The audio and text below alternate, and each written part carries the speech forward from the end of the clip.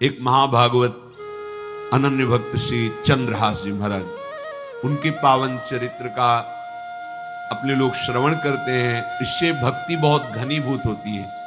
केरल देश में एक परम मेधावी सुधार्मिक नाम के राजा राज्य करते थे। धर्म पूर्वक चलना, प्रजा का पालन करना और भगवान नाम जप करना, शास्त्र विधि से बिल्कुल कभी प्रतिकूल एक भी आचरण जीवन में नहीं किया। तो उनके यहां महाभागवत चंद्रहास जी का प्रादुर्भाव होता है। भगवान के भक्तों का जिस कुल में प्रादुर्भाव होता है, वो कुल, वो ग्राम, वो नगर, वो देश परम पूजनीय हो जाता है। ये महाभाग्यशाली मूल नक्षत्र में प्रकट हुए। लौकिक में अमंगल माना जाता है और भाव में देखो तो मूल कौन है? नक्षत्र भगवान। ऊर्ध्वमूल मधा शाखा मुसत्थम प्राहुरव्ययम। सबके मूल कौन है? श्री भगवान। किस नक्षत्र में पैदा हुए? मूल में, भगवत स्वरूप। और लोक में माना जाता है कि मूलन में पैदा हुआ है लड़का, अमंगल है, कुछ नष्ट ही होगा, संसार बड़ा विचित्र है। जैसे बालक रोता है ऐसे उनकी आवाज में कृष्ण कृष्ण। बड़ा आनंद हुआ सुधार्मिक राजा को कि हमारे कोई महाभागवत पधारा है, क्योंकि ये भजन करके पूर्व जन्म में ऐसी भागवती की स्थिति प्राप्त की कि अबोध अवस्था में ही श्री मुख से कृष्ण नाम निकल रहा है। आनंद उत्सव मनाया जा रहा है। राजा है, राजकुमार प्रकट हुआ। और दूसरी बात, वो स्वयं भक्त हैं और भगवान का ऐसा भक्त जो जन्म लेते ही कृष्ण नाम उच्चारण किया। ये आनंद ज्यादा दिन टिका नहीं। रोज बधाइयां हो रही, आनंद उत्सव मनाए जा रहे। शत्रु पक्ष के राजाओं ने मिलकर कहा यही अवसर है, आक्रमण कर दिया जाए और केरलाधिपति का सब पूरा महल घेर करके कोई एक भी न बचने पावे। शत्रु पक्ष के राजाओं ने घेर लिया। आसपास से राजा और सैनिकों ने घेर लिया। अब वो असावधान थे, आनंद में पुत्र हुआ है, बधाइयां, कोई संभावना ही नहीं थी। गुप्त रूप से शत्रु पक्ष के राजाओं ने आक्रमण करके घेर लिया।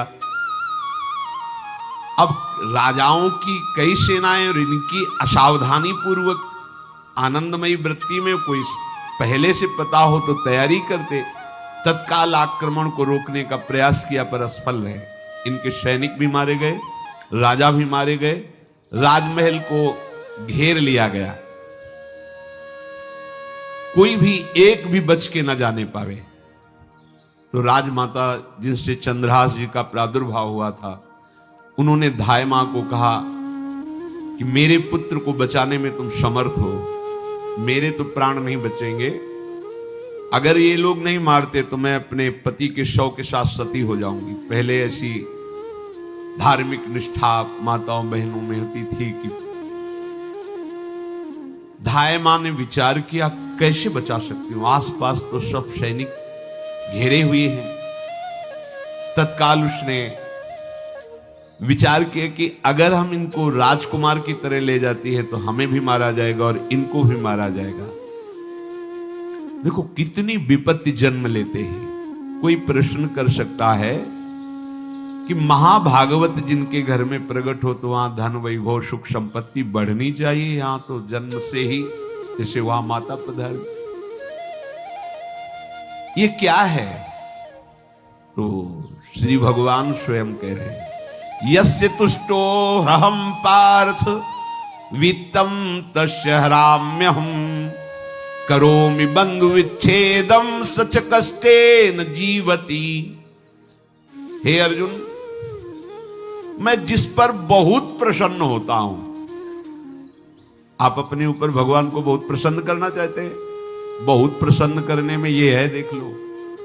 कह रहे जिस पर मैं बहुत प्रसन्न होता हूं, सबसे पहले उसका ऐश्वर्य नष्ट करता हूं।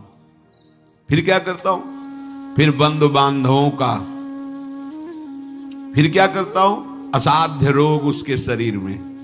बोले महाराज जी तुम प्रसन्न हुए हो कि पूरे के पूरे नाराज हो गए हो? बोले यही मेरी प्रसन्नता है। क्या? माया का नाश। अब एकमात्र भरोसा केवल भगवान का, दूसरा कोई नहीं।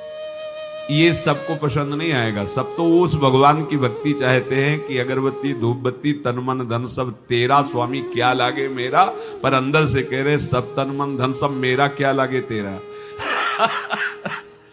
ऐसे तो चलेगी भक्ति। लेकिन कई बार सत्संग में पीछे धाम में कहा था कि भगवान को रिझाकर लोक मांगोगे तो चैन से रह लोगे, अगर उनसे प्यार करने की बात मन में ठानी, बस मुझे केवल आपकी आंखों में आंखों को मिला करके जीवन व्यतीत करना है, मुझे और कुछ नहीं चाहिए, तो फिर लाडले आपको दुशरिहा का कोई आश्रय रहने नहीं देंगे। ध्यान रखना, जितने दुशरिहा होंगे तो ये बर्दाश्त हो तो कदम आगे बढ़ावे।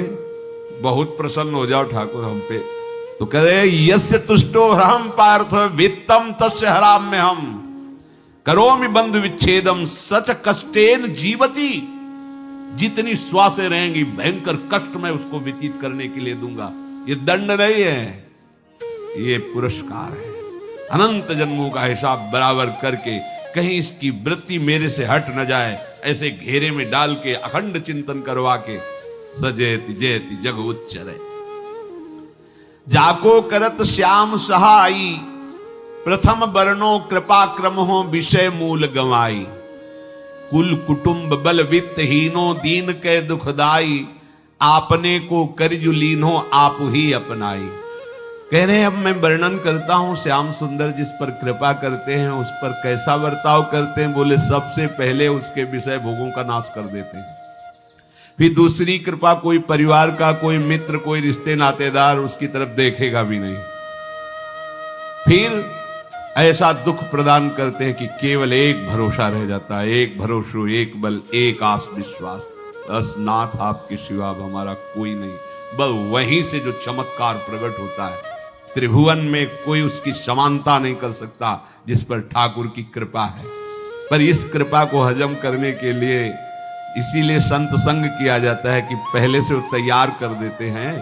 जैसे आर्मी की ट्रेनिंग होती है ना, ट्रेनिंग के बाद भी बॉर्डर में लगाया जाता है, ऐसे ही संतजन ये ट्रेनिंग देते हैं। अब जो टिके तो टिके, नहीं तो घर बैठे जाके। अगर टिक गया तो गुरु मेहरबान तो चेला पहलवान, भगवान भी परास्त नहीं कर सकते। उसमें ऐसी सामर्थ्य आ जाती है कि हर प्रभु के द्वारा दिए गए विधान को हंस करके स्वीकार कर लेता है। और ऐसा नहीं कि उसको कष्ट होता है, ये लोक भाषा में भगवान कह रहे हैं सच कष्टेन जीविता। नहीं तो जिस चिदानंद में वो सुख भोगता है वो ब्रह्मा को भी नहीं प्राप्त है जो भक्त को प्राप्त होता है। भक्त का वैभव दिव्य होता है, चिदानंदमय होता है। ये तो पापियों के पास भी वैभव है, रुपया पैसा कुटुंब परिवार। भगवान के दास के पास जो वैभव होता है वो अचिंत्य है, तुम चिंतन भी नहीं कर सकते, ऐसा वैभव होता है। धाय माने सेविका का रूप तत्काल लिया, जिससे पोछा झाड़ू लगाने वाले, और कुछ दोने पत्तल डाले, उनके नीचे चंद्रहास जी को डाला, ऊपर से करके इसे माथे पे रख के निकले। सैनिकों ने पूछा इसमें क्या है, तुम उनका राजघराने के दोने पत्ते जूठे दिखा। ऐसे नीचे किया तो देखा सब ऊपर जूठन पड़ा। हाँ चल निकल जल्दी, भाग यहां से निकल। बस वो भागी, बचा ले गई। वो कुंतलपुर पहुंची और वहां के जो मंत्री दृष्ट बुद्धि थे उनसे प्रार्थना की कि मैं सेवा कला में बड़ी प्रवीण हूं और ये मेरा पुत्र है, अगर आपकी कृपा हो जाए तो कुछ समय के लिए हम आपकी सेवा में, महल सेवा में रहेंगी और हमारे पुत्र का पालन पोषण हो जाएगा। उनकी परीक्षा ली गई तो राजघराने की सेविका थी, परम प्रवीण थी, पर उन्होंने परिचय नहीं बताया। विधि विधान से राज की सेवा में प्रवीण दासी पाकर उसको अच्छा लगा, ठीक है आप रह सकती हैं। अभी चंद्रहास जी 3 वर्ष के ही थे कि धायमा पधार गई और ये हर समय कृष्ण कृष्ण कृष्ण कृष्ण कृष्ण नाम इनके चलता रहता था। अब जो उनका दुलार करने वाली थी धायमा, वो भी पधार गई तो कौन उनकी तरफ देखे। पर बहुत ही गौर वर्ण, बड़े ही सुंदर। अब वो गलियों में भटकने, निकाल दिया महल से जब धाय माँ मर गई, क्योंकि धाय माँ की सेवा कारण उनको रखा गया था। 3 वर्ष के बालक गलियों में, तो कोई भी माँ देखती उनको तो कोई उनको वस्त्र पहना देती, कोई भोजन करा देती। ऐसे ही भगवान के भक्तों की बड़ी विचित्र लीला होती है। यहां चंद्रहास जी को जो भी माता बहन देखती कुंतलपुर के गलियों में, तो कोई वस्त्र, कोई स्नान करवा देती, कोई काजल लगाती, कोई भोजन पवा देती। परमहंसों जैसा जीवन कट रहा है। कृष्ण कृष्ण कृष्ण कृष्ण।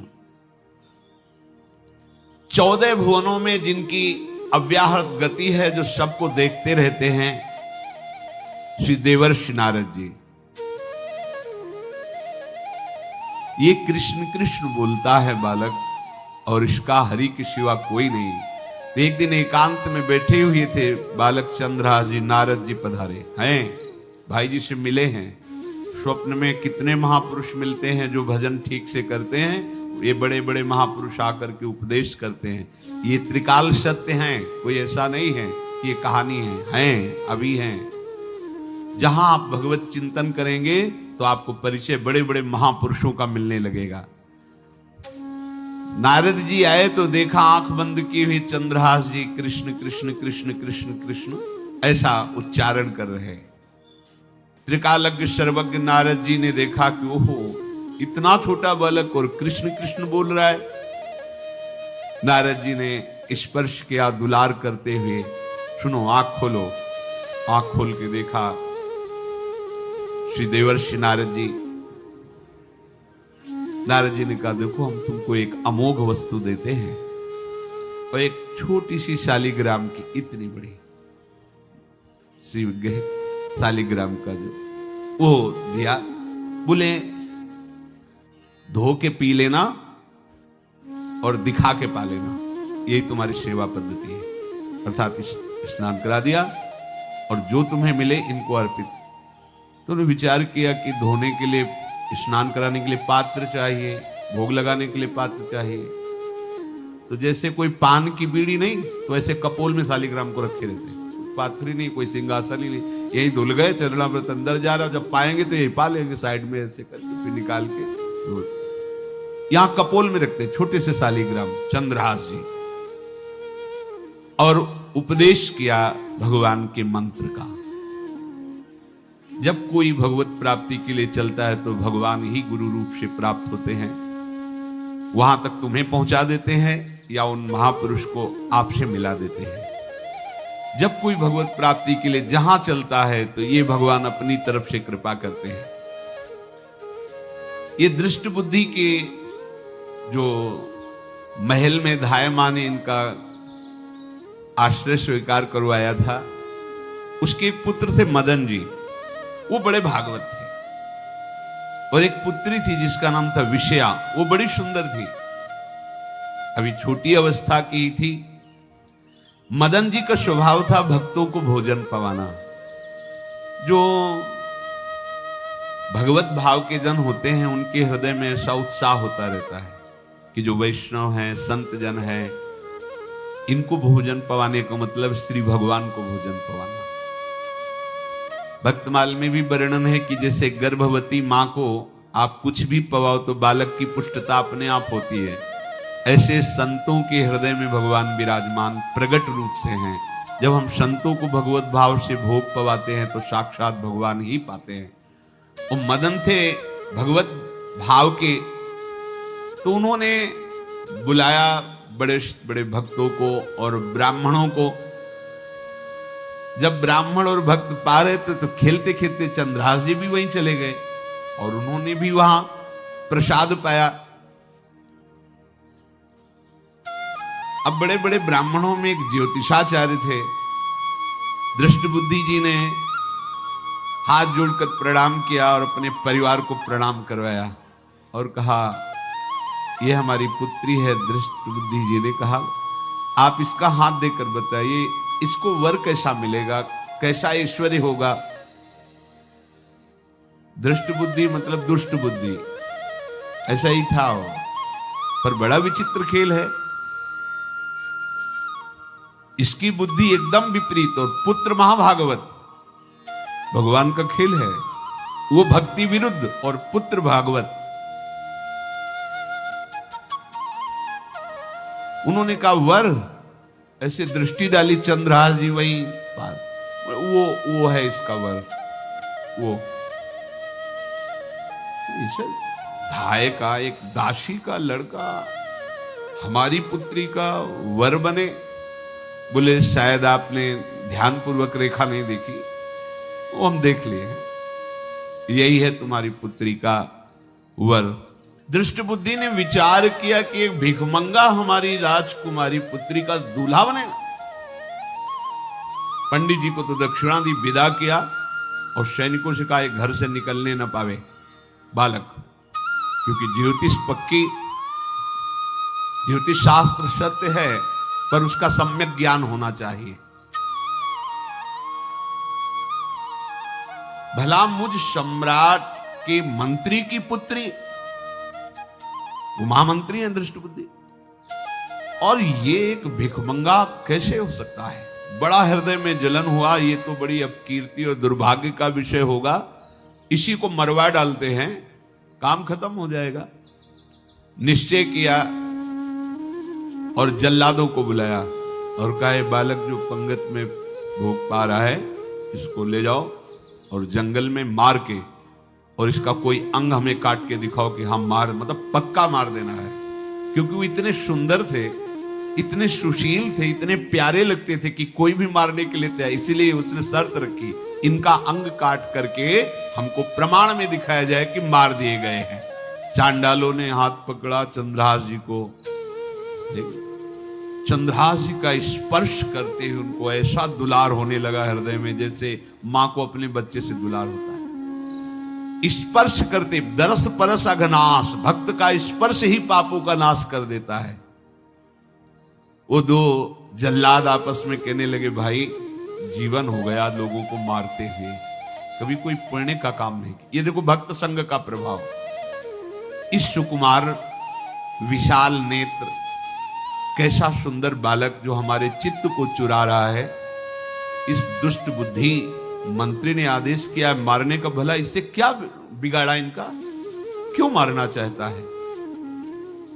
देखो वैसे तो महापापी है ही है, क्योंकि जल्लाद घर में जन्मे हैं, पूर्व जन्म के पापों के अनुसार इस जन्म में न जाने कितनों को हमने काटा है। पर पता नहीं क्या हो रहा है, मेरे हृदय में ऐसी हिम्मत नहीं आ रही कि इस बालक को मैं मार सकूं। दूसरे ने कहा फिर अगर उसको तुम नहीं मारोगे तो तुम मारे जाओगे, कुछ तो करना पड़ेगा। नहीं नहीं, इस छोटे से बालक से क्या किसी को नुकसान। एकांत जंगल में ले गए और कहा तुम जानते हो हम तुम्हें किस लिए बुलाए हैं? चंद्रहास जी बालक थे, 5 वर्ष की आयु अब हो गई थी, तो उनका मुझे पता नहीं कि आप क्यों लाए हैं।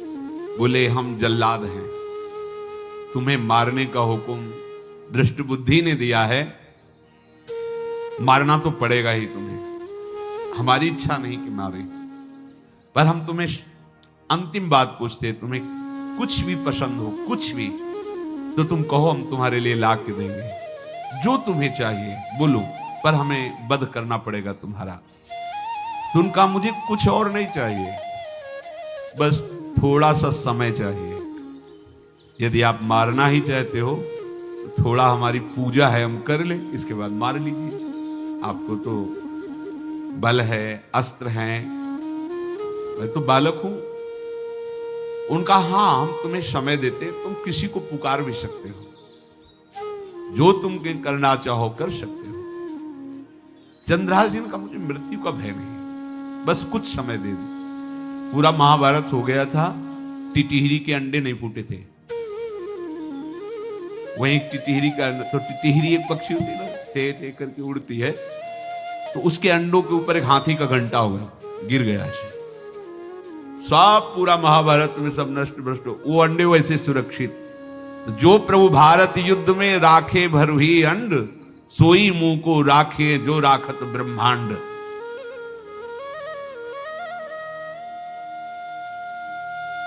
मैं तो अनाथ हूं, श्री कृष्ण के सिवा कोई मेरा है नहीं, मैं किसको पुकारूं? मेरा आश्रय तो एकमात्र वही प्रभु हैं। और निकाला शालिग्राम, यही सिंहासन है शालिग्राम का। भगवान के भक्तों की अपार महिमा है।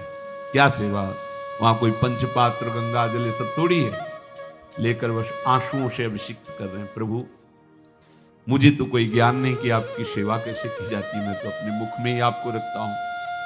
अब मेरे जीवन का अंत होने जा रहा है, बस मैं यही प्रार्थना करता हूं कि मैं आपके ही समीप पहुंचूं, आपका ही स्मरण करूं, आपसे कभी विलग न हो, एक भी वृत्ति आपसे कभी विलग न जाए।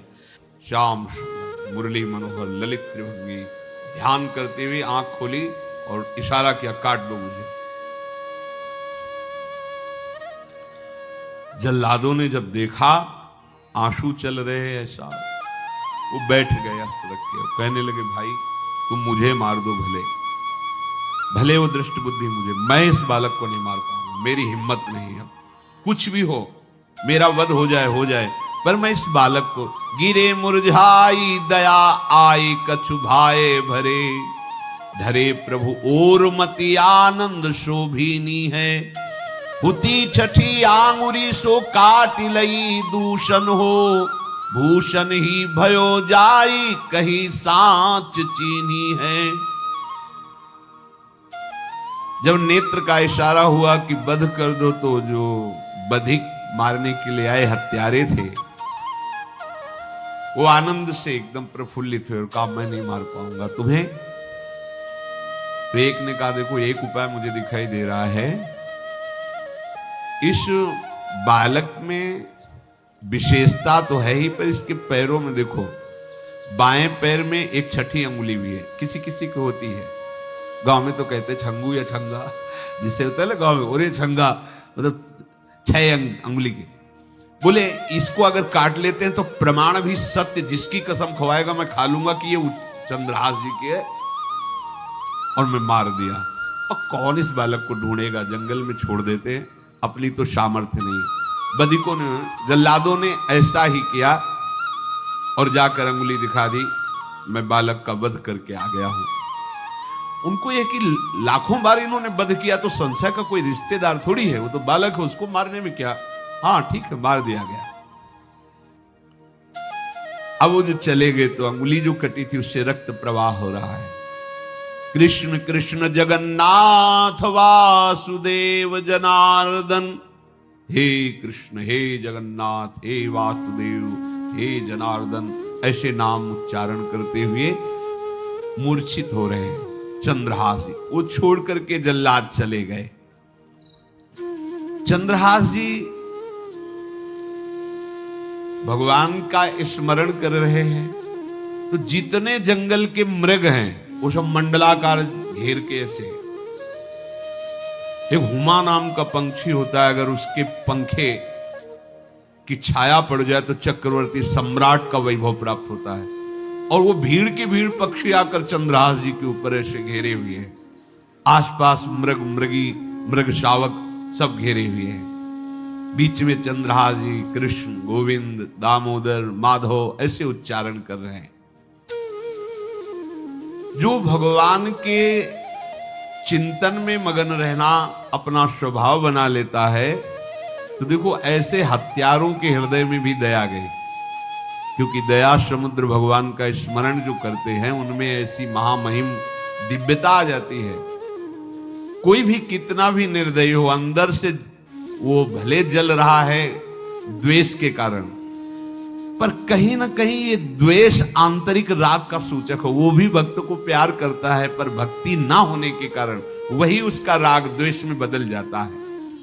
कोई भी हो, अंदर से जब भक्त के प्रति जलन पैदा करता है तो उसमें मूल होता है भक्त की महिमा, भक्त का महत्व, पर उसे ना प्राप्त, जैसे कहते हैं कि वो अंगूर खट्टे हैं और हट नहीं प्राप्त कर पाए तो अंगूर खट्टे हैं। बकाया महत्व तो सबके अंदर होता है, दुष्ट से भी दुष्ट के अंदर भगवान के भक्तों का महत्व होता है, क्योंकि सबके हृदय में भगवान विराजमान है। अब चंद्रहास जी भगवत स्मरण करते हुए पक्षियों के और मृग आदि के बीच में है। उधर भगवान का एक विधान तैयार होता है। वह देश भूमि में रहत लघु भूप और सुख सवै एक सुत चाह भारी है। कुंतलपुर के ही अधीन एक चंदनवती नाम की राज्य नगरी थी। वहां के राजा थे, उनके पुत्र नहीं हो रहा था, तो कुंतलपुर सम्राट पद, चंदनवती राज्य राजा, जैसे प्रदेश और दिल्ली में बैठे हुए जो प्रधानमंत्री राष्ट्रपति वो बादशाह, जो दिल्ली का अधिकार वो बादशाह, और ऐसे छोटे छोटे जो राज्य हैं उनको राजा। तो ये चंदनवती के राजा कर दिया करते थे, प्रत्येक राजा को कर देना होता था, बादशाह को।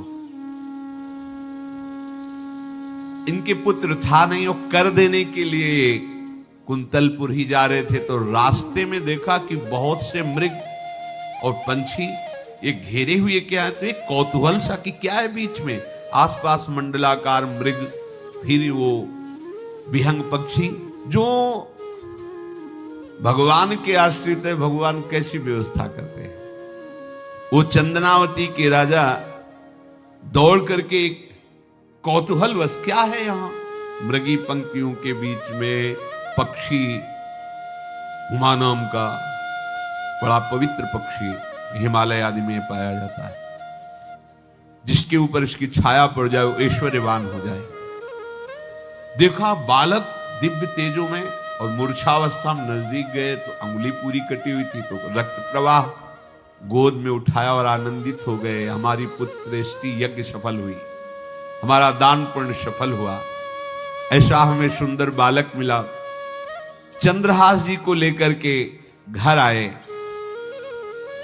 और हृदय में भगवान का बार बार कृपा प्रसाद मना रहे हैं, मुझे भगवान ने पुत्र दिया। चंद्रहास जी को लेकर आया, आनंद मंगल बधाइयां बजने लगी, बहुत सी संपत्ति न्यौछावर कर दी। 5 वर्ष के चंद्रहास जी हैं। पूछा बेटा तुम्हारे माता पिता कौन है? तो कहा श्री कृष्ण। परिवार में कौन है? श्री कृष्ण। मतलब तुम्हारा कोई नहीं है? नहीं है, श्री कृष्ण। समझ गए कि भगवान ही हमें कृपा करके ऐसे महाभागवत पुत्र को दिया। और है कौन? वास्तविक कोई नहीं, श्री कृष्ण के सिवा। बड़ा उत्सव मनाया और अपने राज सिंहासन का अग्रिम अधिकारी युवराज पद चंद्रहास जी को। अब तो पूरे राज्य में आनंद की वर्षा हो रही। राजा मन में विचार कर रहे हैं कि ऐसा प्रतापी भक्त हमारे यहां आया है, अब हमको किसी को कर देने की जरूरत नहीं। तो जो हर महीने वर्ष में जो बंधा हुआ कर था उन्होंने नहीं दिया। 1 बार 2 बार 3 बार जब कर नहीं पहुंचा तो सम्राट ने आदेश किया मंत्री को कि चंदनावती से कराना बंद हो गया है।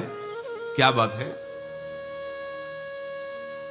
यदि वो अहंकार से युक्त हो तो आक्रमण करके नष्ट करो, यदि समस्या है तो उसका सहयोग करो। बादशाह के आदेश से वहां दृष्ट बुद्धि पहुंचे तो युवराज पद पर चंद्रहास जी विराज, जिनको मारने के लिए जल्लादों के हाथ में दे दिया था। पूरे पूर्वासी ऐसा प्रभाव चंद्रहास जी का है कि सब कृष्ण भजन करते हैं, सब आनंद में मगन रहते हैं। चंद्रहास जी थोड़ा सयाने हो गए थे तो पूर्ववासियों को उपदेश देते, 1 बार हमारे राज्य में भोजन पाया जाएगा 24 घंटे में, और सबके घरों से आरती की शंखनाद घंटानाद सुनाई देना चाहिए। सबके यहां शाम के रोज नाम कीर्तन और भगवत कथा होनी चाहिए, क्योंकि आयुष्यम चपलम तादृक जल बुद्बुद सन्निभम चिंतयध्वम जनामूढ़ा माधवम वर्षम सुस्थिरम। भाइयों, ये आयु बड़ी चंचल है, कब शरीर छूट जाए पता नहीं, पानी का बुलबुला कब फूट जाए कोई पता नहीं। इसलिए माधव श्री कृष्ण का नाम कीर्तन, उनकी आरती पूजा, उनका ध्यान और 1 टाइम भोजन। पूरे नगर में अब सोचो कितना भक्ति का प्रभाव होता है। पूरा नगर में, हर घर में आरती, पूजा, कीर्तन चक्रवर्ती सम्राट के लक्षण स्वाभाविक चंद्रहास जी में प्रकट होते थे। अब दृष्ट बुद्धि जब वहां गया, देखा युवराज पद पर, पहचाना कि वही बालक है, ये तो चंद्रहास है, क्योंकि काफी समय तो महल में ही रहे थे दाई मां के साथ और अच्छे से पहचान थी। अब उन्होंने विचार किया कि ये तो बहुत अनिष्ट हो गया, हमने तो मारना निश्चित किया था और जल्लादों ने इसको छोड़ दिया और अब तो ये राजा का राजकुमार बन गया। तो राजा से कहा कि पहली बात, युवराज पद पर बैठालने के पहले तुम्हें सम्राट को सूचना देनी चाहिए थी। दूसरी बात, अभी तक तुमने कर नहीं दिया। जानते हो कि अगर सम्राट का भाव बदल गया तो एक क्षण में तुम्हारे राज्य को नष्ट कर दिया जाएगा। तो राजा ने हाथ जोड़कर चंद्रावती के राजा ने कहा, महाराज आप ही अब हमारी रक्षा कर सकते हो। तो उसकी दृष्टि चंद्रहास पर थी, इसको मरवाना है, क्योंकि पंडित ने बताया था यही पति बनेगा। अरे तो अब तो आनंदित होना चाहिए कि अब तो राजा बनेगा, अब तो बढ़िया है। लेकिन चंद्रहास जी को यदि आप सम्राट के पास भेज देते हैं और सम्राट निश्चित प्रसन्न हो जाएंगे चंद्रहास को देख के, तो वो तुम्हारे इस अपराध को क्षमा कर देंगे। युवराज पद दे दिया और भेंट नहीं दी, कर नहीं दिया महीनों से, तो ऐसा करो चंद्रहास जी को भेज दो। राजा ने स्वीकार कर लिया। और पहले लोग बिल्कुल धर्म से चलते थे, कहीं भी अधर्म का लेश नहीं। एक चिट्ठी लिखी दृष्ट बुद्धि ने और चंद्रहास जी से कहा खोल के पढ़ना नहीं, मेरे पुत्र मदन को देना जाके, और मदन तुम्हें फिर आगे का कार्य सम्राट से मिलाना, माफी करवा देना, ये सब करवा देगा। पर ये चिट्ठी तुम रास्ते में खोल के नहीं देखना। वो वैसे भी किसी का पत्र खोल के देखने का धर्म नहीं कहता। अगर कोई पत्र दे तो ये नहीं कि इसमें क्या लिखा है, नहीं, या तो हिम्मत नहीं है, इतनी धैर्य नहीं है तो मत लो। अगर धैर्य है तो हाथ में लेकर जहां तक पहुंचाना है वहां तक पहुंचा दो, नहीं तो वो कार्य ही मत लो। ये अधर्म है कि आप बीच में उसको खोलकर पढ़े। पहले लोग बहुत धर्मात्मा होते थे, एक एक बात धर्मयुक्त होती थी। चंद्रहास जी को चिट्ठी दी, चंद्रहास जी ने पत्र को अपनी पाग में खोस लिया और कुंतलपुर के लिए चले। अब इनका किशोर अवस्था में प्रवेश हो चुका था। एक सुंदर कुंतलपुर के बाहरी रमणीय बगीचा था, वृक्ष बहुत सुंदर सुंदर, पुष्पवाटिका भी बड़ा मनोरम लगा।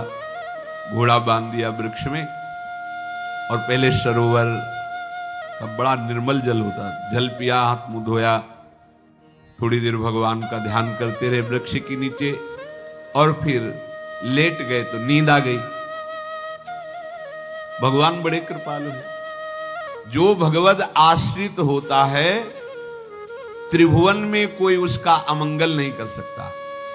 अपनी सहेलियों के साथ दृष्ट बुद्धि की वही राजकुमारी जिसके साथ इनका ज्योतिषाचार्य ने कहा था यही पति होगा, वो अपनी बहुत सी समान वयस्क अवस्था की जो किशोरियां थी उनके साथ हो, और ये राजवाटिका थी, इसमें घूमने के लिए आई। तो घोड़ा देखा तो उसने कहा यहां किसी का घोड़ा कैसे आ सकता है, हमें लगता है कोई यात्री इसमें प्रवेश कर गया, उसको पता नहीं होगा कि राजवाटिका है। वो अपने सहेलियों के साथ घूमते हुए उसी वृक्ष के नीचे पहुंची। जा चंद्रहास 9 किशोर अवस्था, और जो भगवान का भजन करते हैं उनमें एक विशेष आकर्षण होता है जो साधारण आदमियों में नहीं होता। वो कैसा भी रूप हो उससे मतलब आकर्षण होता है, ऐसा लगता है इनके समीप बैठे रहे, इनको देखते रहे, इनकी बातें सुनते रहे, उनमें भगवत आकर्षण होता है। आंख मुंदी हुई शोर देखते ही पूर्व विधान के अनुसार उसका चित्त लुट गया। इतना सुंदर 9 किशोर अवस्था। आसपास देखा तो सखियां खेलने में लगी थी। पाग में एक चिट्ठी सी दिखाई दी तो झुक करके चुपचाप ऐसे 9 किशोर अवस्था में चंचलता भी होती है। चिट्ठी खोल करके देखा तो वैसे ही रूप माधुरी में आसक्त हो गई थी, पूर्व संस्कार से आकर्षण भी हुआ। इसने संस्कृत में लिखा था विस्मस्मयी प्रदातव्यम त्वया मदन शत्रुवे कार्या कार्यम न द्रष्टव्यम कर्तव्यम खलु में प्रियम। मदन पुत्र, उनके नाम था मदन। ऐ मदन, बिना कुछ विचार किए इसको विष दे देना जाते ही। क्या उचित है क्या अनुचित ये तुम्हें नहीं सोचना, मेरा प्रिय करना, मेरे आदेश का पालन, जाते ही से विष दे देना। पत्र उसने देखा पिताजी की बुद्धि खराब हो गई, ऐसे सुंदर नव किशोर को विष देने की बात लिख दी। अब उसे बड़ा दुख हुआ कि पहली ही दृष्टि में, अभी तो इन्होंने आंख खोल के हमें देखा ही नहीं, और इनको इस सोई हुई मुद्रा में देख करके मेरे प्राण समर्पित हो गए, मेरा चित्त समर्पित हो गया। चलो, जब मेरी सखियों के नाम पुकारे जाते, हेमलता, शशिकला आदि, तो मुझे चुभता था कि मेरा नाम पिताजी ने विषया क्यों रखा है। आज सार्थक हो गया, मेरा नाम सार्थक हो गया।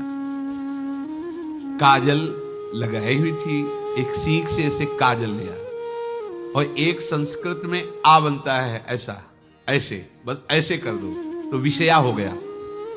अब उसका अर्थ बदल गया। हे मदन, उचित अनुचित का विचार छोड़कर जाते ही इसे विषया प्रदान कर दो, ये मेरा प्रिय कार्य होगा। विषय पुत्री भगवान है, जैसी हो बहुतव्यता तैसी बने सहाय, आप ना आवे आप पर ताई तहां ले जाए। तो ओ पत्र वही खोश दिया, और ये सुख हुआ कि तो जाएंगे भाई के पास ही ना, तो घर में ही तो जाएंगे, वहां इनकी इस प्रसन्न मुद्रा में बातचीत करते हुए मैं इनको देखूंगी। ये भगवान का विधान होता है। चंद्रहास जी उठे और पूछते हुए मंत्री के घर पहुंचे, और मदन ने जो ही कि चंदनावती से पिताजी ने इनको भेजा है, ये वहां के राजकुमार हैं, हृदय से लगाया। चंद्रहास जी ने कहा आपके पिता ने पत्र दिया है। उन्होंने पत्र पढ़ा, विषमस्मयी विषयास्मयी, विषय तुरंत बिना विचार किए ब्याह कर दो, दे दो, क्योंकि लिखा है प्रदातव्यम त्वया मदन, अभी इसी क्षण जहां ये पत्र मिले का जो आज्ञा, शुभम शीघ्र बुलाओ पंडित को। पंडित ने कहा भगवान की कृपा से अगला मुहूर्त है, बिल्कुल ये ब्याह का पक्का मुहूर्त है। अब तो राजघराने तत्काल व्यवस्था हुई। अब वो तो पहले ही मोहित हो चुकी थी देख के विषया जी। तत्काल दुल्हन रूप उनको सजाया गया, इनको दूल्हा रूप सजाया गया, पंडित शुरू कर दिए, गणानंद तो गणपति को ब्याह हो गया। अब जब ब्याह यहां खूब धूमधाम से हो गया, तो दृष्ट बुद्धि ने सोचा कि काम हो गया होगा, विष दे दिया होगा, मर अब हम जाके संभाल लेंगे, क्योंकि राजकुमार है, कैसे विष दिया, कौन दिया, तो इस बात को हम संभाल लेंगे। जब वहां घर है तो पूरे नगर में सजावट हुई थी। बोले भैया सजावट का है कि? बोले महाराज आपके ही आदेश से तो है, आपने दूल्हा भेजा था। और बोले तो ब्याह किसने कब कहा ऐसा? बोले वो तो मदन के पास चिट्ठी रखी है। अब वो घर गए, मदन को बोला, बोले तुम्हारी बुद्धि मारी गई क्या? हमने पत्र में लिखा था। दिखा दिया, लिखा था हमने, विष इसमें विषया कैसे लिख गया? काजल से ऐसे, और पहले स्याही काजल की ही होती थी, तो ऐसे भगवान सब कुछ बना देते हैं। उनका पिताश्री एक भी अक्षर आपकी आज्ञा को उल्लंघन, आपने लिखा था बिना विचार किए उचित अनुचित का हमारी आज्ञा का पालन किया जाए। विषया प्रदातव्यम मदन, मेरा नाम लेके आपने संबोधन करके ये देखो ये लिखा हुआ है, इसमें हमारी त्रुटि क्या है? देखा तो चंद्रहास जी दूल्हा और सुंदर, अब उसका हृदय आग। अब तो मान जाना चाहिए, बिटिया का वरण हो गया भाई, ब्याह हो गया, अब तो गुस्सा छोड़ देनी चाहिए। पर दुष्ट बुद्धि, नाम ही रखा था दृष्ट बुद्धि, उसने कहा चाहे बिटिया विधवा रहे पर तुम्हें जिंदा नहीं रहने देंगे। ये दुष्ट बुद्धि होती है। देखो कैसे कैसे ऐसे ही होते हैं, कुछ लोग ऐसे ही होते हैं, हमारी इज्जत, फिर जेल काटता है पूरा परिवार, मार डालेंगे तुम्हें जिंदा नहीं रखें, ऐसे दुष्ट बुद्धि का स्वभाव होता है। अब भाव जब बिगड़ जाता है तो फिर पकड़ में नहीं आती बात, यही समझ जाना चाहिए था। चरणों में प्रणाम करके कि अब तो तुम हमारे बेटे के समान हो, ये भी राज्य तुम्हारा, वो भी आनंद लो। अब बड़ा सुख का कार्य है। लेकिन जब नकारात्मक सोच आ जाती है तो बुद्धि कंट्रोल में नहीं रहती, वो फिर उद्दंडता करने, उसका निश्चय गलत होता है। नजदीक गया और कहा कि बहुत कृपा हुई, आप हमारे दामाद बने, पर हमारे यहाँ की एक रीति है, हमारे नगर के बाहर जो देवी है उसमें लड़की का वर अकेले पूजा करने जाता है। आपको हमारी कुल की रीति का निर्वाह करना होगा, आपको जाना ही होगा। कोई समस्या नहीं, हमारे लिए तो हर देवी देवता भगवत स्वरूप है, आपके लिए हम पूजने चले जाएंगे, पूजन की थाल तैयार करो। और उधर कई बलवान सैनिकों को भेजा, देवी पूजने जो आ रहा है तत्काल उसे काट देना, किसी भी तरह बचना नहीं चाहिए, नहीं तुम सब मारे जाओगे। जो आदेश देवी मंदिर में सैनिकों को लगा दिया, जो आवे तत्काल मार देना, क्योंकि अब भेज ही रहे ना, तो नाम नहीं लिया, कहा जो आवे तत्काल मार देना, मेरा आदेश अगर बचा तो मैं तुम्हें मार दूंगा। उन राज सैनिकों ने जो बधिक स्वभाव के थे पहले से वहां लग गए। बड़ा विचित्र भगवान का खेल है। वहां के चक्रवर्ती सम्राट जो थे बड़े बड़े विद्वान और ऋषियों से बातचीत कर रहे थे। उनका महाराज अब आपका राज सिंहासन पर बैठना राज्य के लिए अमंगल होगा, ऐसा समय आ रहा है। इस समय यदि चंद्रहास जी को सम्राट पद पर बैठा दिया जाएगा तो आगे अकाल नहीं पड़ेगा और बड़ा मंगल होता चला जाएगा। ये मुहूर्त आपका राज सिंहासन पर से हटने का है, तो उनका प्रजा का मंगल हो और देश का मंगल हो, इसलिए हम बिल्कुल। मदन वहीं बैठे हुए थे। सचिव ने कहा तुरंत जाओ और जो तुम्हारे बहनोई बने हुए हैं चंद्रहास जी को लाओ। तो भागे। तो जो और सैनिक राज सैनिक थे पूछा किधर जा रहे हो? बोले वो अपने बहनोई चंद्रहास जी। बोले वो तो देवी पूजा के लिए गए। तो घर में जाके वो सीधे आगे बढ़े, तो जा ही रहे थे थाल सजाकर देवी। बोले सुनो इसी समय मुहूर्त है, आपको देवी पूजा हम कर लेंगे जाके, या हम थाल लेके वहां बैठे रहेंगे, पहले सम्राट पद का वो अभिषेक करो फिर देवी पूजा हो जाएगी। ये तो घर की बात है, और देवी पूजा मैं करके आ रहा हूं, वो देवी पूजा के लिए और वो सम्राट पद के लिए बीच से ही। दौरे सुख पाई जाय मगही में लियो जाए, दियो सो पठाई नृप रंग माही भीजिए। अब जो सम्राट थे तो बहुत आनंदित हो गए, क्योंकि भगवान का भक्त तेजस्वी और बलवान शूरवीर योद्धा जो सम्राट पद पर बैठेगा तो अकाल नहीं पड़ेगा, सुख की सब प्रजा को वृत्ति प्राप्त होगी। बड़े आनंदित होकर इनका सम्राट पद पर अभिषेक हो रहा है। और दृष्ट बुद्धि के पुत्र जो मदन संतों और भक्तों का आदर करते थे, वो देवी पूजा, और वहां पहले उसने बोल रखा था जो आवे तो देवी अपमान ते न डरो सम्मान करो, जात मारी डार्यो या सो भाष्यो भूप लीजिए। चंद्रहास जी का सम्राट पद पर अभिषेक और मदन जी का देवी मंदिर में प्रवेश, और सैनिकों ने काट के फेंक दिया मदन। ये जो पे कृपा रघुपति कृपाल की, बैर और की कहा सरे होई न बाको। बार भगत को जो कोई कोटि उपाय करे। गोस्वामी तुलसीदास जी लिखे, भगवान का कृपा पात्र जो भक्त है, किसकी ताकत है कि उससे बैर कर सके। चाहे कोई त्रिभुवन में हो, भक्त का बाल बांका नहीं कर सकता, चाहे करोड़ों करोड़ों उपाय कर ले। और तके नीच जो मीच साधु की, सो पामर ते मीच मरे। वेद विदित प्रहलाद कथा सुनि, को न भगति पथ पाम धरे। अगर तुम जिस भाव से साधु को नीचा दिखाना चाहोगे वही भाव तुम्हारा सर्वनाश कर देगा। वैसे ही देखो सर्वनाश हुआ, एक ही पुत्र और इसके आदेश से वह उल्टा खेल हो गया, पुत्र की ही हत्या हो गई और चंद्रहास जी को सम्राट पद पर अभिषेक किया जा रहा है। अब दृष्ट बुद्धि ने बड़ी प्रसन्नता अंदर है कि वो तो मार दिया गया होगा। सैनिक आए और बोले महाराज आपके पुत्र का वध हो गया है। पुत्र का वध कैसे? बोले आपने कहा था जो आए उसे मार देना, तो आपका पुत्र ही थाल लेकर पूजन, वो तो चंद्रहास, बोले उनका तो अभिषेक हो गया सम्राट पद पे। ये कैसे हो? अब अंदर भारी दुख उनके हृदय में। उन्होंने बताया कि तुम्हारे पुत्र को तो हम लोगों ने ही काट डाला आपके आदेश के अनुसार। आपने कहा था जो जाए उसे काट।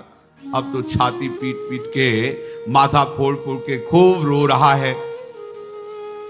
किसी का कोई भी बस नहीं चल सकता भगवान के भक्त के ऊपर। तंत्र मंत्र दुनिया का जितना भी सामर्थ्य है, ये भक्ति को ऐसे खिलवाड़ नहीं है।